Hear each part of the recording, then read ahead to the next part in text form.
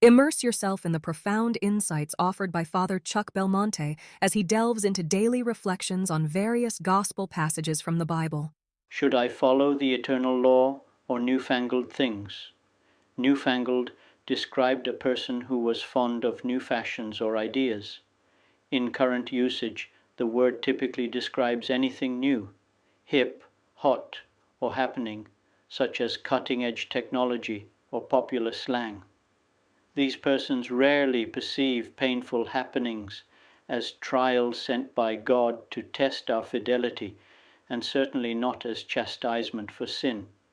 The New Testament God, they believe, is too loving for that. St. Augustine argued that God sends trials to the good and the evil alike, not because he is vengeful, but because he has ordained suffering as a means for spiritual growth. What newfangled things, as any other things, do for us and to us depend on our attitudes toward them and how we use them. They may well be trials or chastisements, if not for our culture, then for some of us as individuals.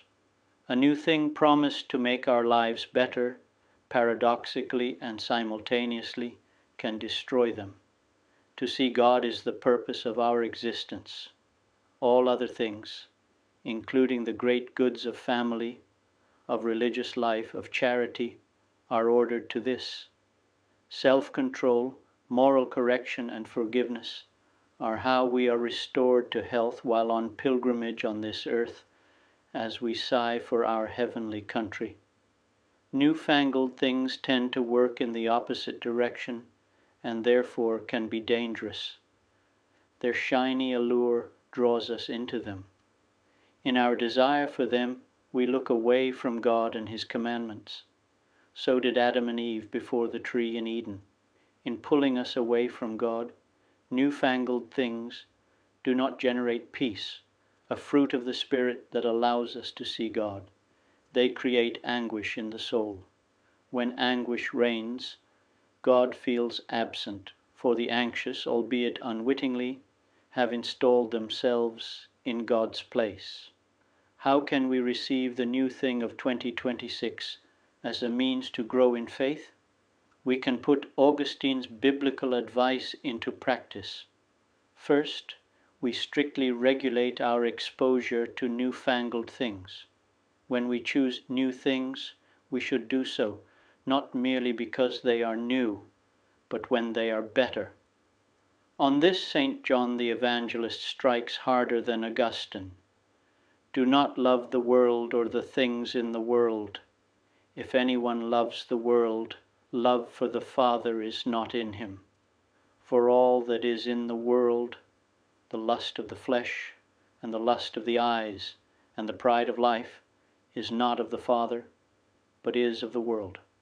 Second, we seek a prudent approach for patiently correcting those in our care who have succumbed to sin. Parents care for children, family members for one another, and friends for friends. These days, unless we have a public role as teacher or pastor, private is the sensible choice. Third, we practice forgiveness. We forgive those who trespass against us, while also asking forgiveness from those whom we have hurt. We need not worry about the world and who has wronged whom. We have no control there. The home and family are what truly matter.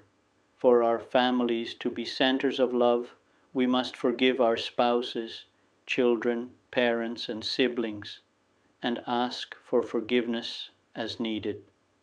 With forgiveness comes peace, and with peace we see God. And when we see Him with a heart filled with faith and with love, no newfangled thing will be able to drag us from Him. I would be delighted to extend an invitation to you once again tomorrow for another insightful reflection on the Gospel by Father Belmonte.